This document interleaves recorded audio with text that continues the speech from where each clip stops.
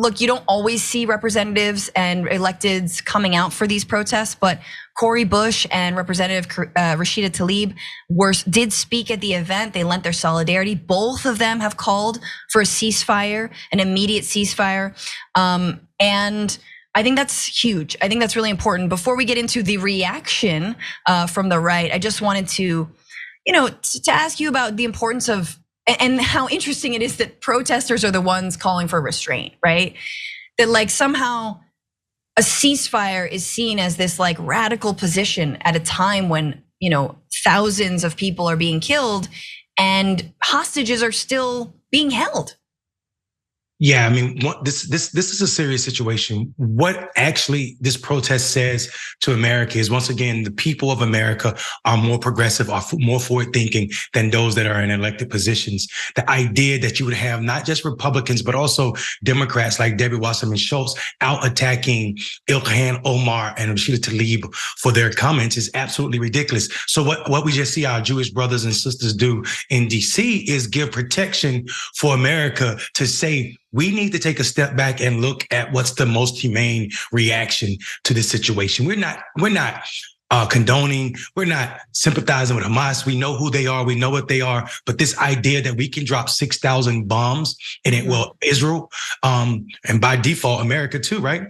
Can drop 6,000 bombs in a space the size of Detroit in less than a week. Yep. When we drop that many bombs across the entire country of Afghanistan in a year, the most dense place in the world is Gaza Strip. So to say that we don't have a role to play in demanding some type of help when we are spending so much to protect Ukraine from the same type of aggression is absolutely ridiculous. We absolutely believe that Israel has a right to address what's going on with Hamas. That does not give them the right to put civilians in this way, in this much harm. It is absolutely disgusting that our politicians do not have a backbone to say what these protesters were saying, what Ilhan Omar, AOC, and others are saying. So yeah, I think this is absolutely powerful to have Jewish brothers and sisters out there protesting Zionism and in this manner.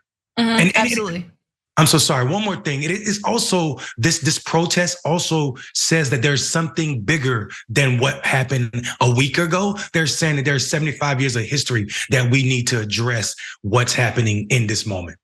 Absolutely. And I just want to also say, like, I think when people see signs like Zionism is racism, it's jarring, and especially to American Jews who have been taught that, like Israel is the safest place for Jews, right? And there are free trips for them to go there. And conveniently ignore the occupied West Bank and other places. But I did just want to say that, for those out there who may be taken aback by some of the signs, right? Who don't agree with them, that you don't personally have to agree with every single sign. You don't have to agree with every single policy position. You don't have to have the solution to know that the killing of innocent people is wrong and that the ongoing support for that killing is also wrong. And so we can all agree on a ceasefire, even if we don't all agree on the ultimate solutions or any kind of, the signage or, that it hasn't been, completely, vetted, that we all agree that Zionism is racism. I just want to name that because I think we get sort of waylaid in the details. But I do want to talk because look, this is on the other side of President Biden's visit to Israel, his physical embrace of Prime Minister Benjamin Netanyahu, who, and I just have to say this, from the official Twitter of the Israeli PM, Benjamin Netanyahu's account, they tweeted the other day this. They said, this is a struggle between the children of light and the children of darkness, between humanity and the law of the jungle. That tweet has since been deleted, but that gives you an insight into how Israeli government officials and how Benjamin Netanyahu views Palestinians. The children, the law of the jungle, children of darkness. Children of darkness, I can only assume, are Palestinians. Children of the light, I guess, are Israelis. If you needed any more evidence that we do not and they do not value human life equally, there it is. I guess it's been deleted, so that's fine. But that hasn't stopped the Biden administration from continuing to ask for more support for Israel. They're telegraphing to members of Congress, the Biden administration is, that they might request upwards of $100 billion in a national security supplemental package that would include increased aid to Israel, Ukraine, Taiwan, and include money for the US southern border. Two sources familiar told CNN. So I guess kudos to not only giving that money to Israel, but it's a bunch of military solutions packaged into one. The details haven't been finalized, but there's also a much smaller initiative to send aid to Gaza. Biden's committing $100 million in humanitarian assistance to Gaza and the West Bank to support more than 1 million people displaced by the ongoing conflict. However, that's been very tempered by saying, if any of this ends up in Hamas's hands, we will rescind it. Mind you, if Hamas is the governing body of this area, the idea that it would not at some point end up in the governing body's hands, I think, is a ludicrous idea.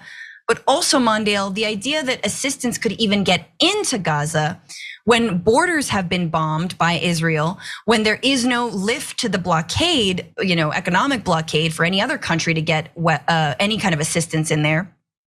And the idea that there is no ceasefire, what are we actually talking about when we're talking about humanitarian aid? Yeah, I mean, it's almost as if we didn't learn or don't learn from past incidents, right? I think this idea that we're going to continue to, and I think someone said that this, and it was a wonderful idea. Who benefits from, or if China weapons were being used in Israel right now, would America be trying to create $100 billion package? But because of the fact that these weapons are produced in America and the weapons lobbyists are pushing so hard for this, it's gonna pass so easily. And I think that is a scary thought, but it's also a reality that we need to deal with. What I was gonna say also is this idea that we need to prevent Hamas from having a say in what's about to happen. We need to remember what happens when America nation builds or try to nation builds.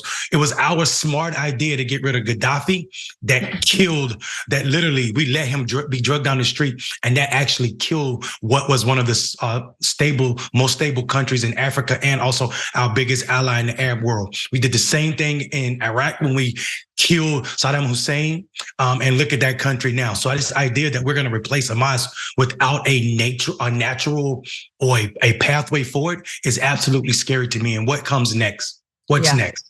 Absolutely, and in those cases that you mentioned, as awful as those leaders were, what came next was something even far worse. So you're 100% right that we need to get out of the Middle East, and that includes funding, weapons of war and conflicts and wars like this. It's unfathomable to me. I mean, we vetoed the UN resolution for a ceasefire. That's what the United States has been doing this week, you guys. Tomorrow, we'll all join you again, and we'll do a little bit of a roundup of what's happened in the region this week. So there will be more from the Damage Report. For more political news breakdowns, interviews, stories of activism, and me trying my hardest to care about the occasional big celebrity news story, subscribe to our YouTube channel at youtube.com/The Damage Report. And you can ring the bell wherever it is so you don't miss anything.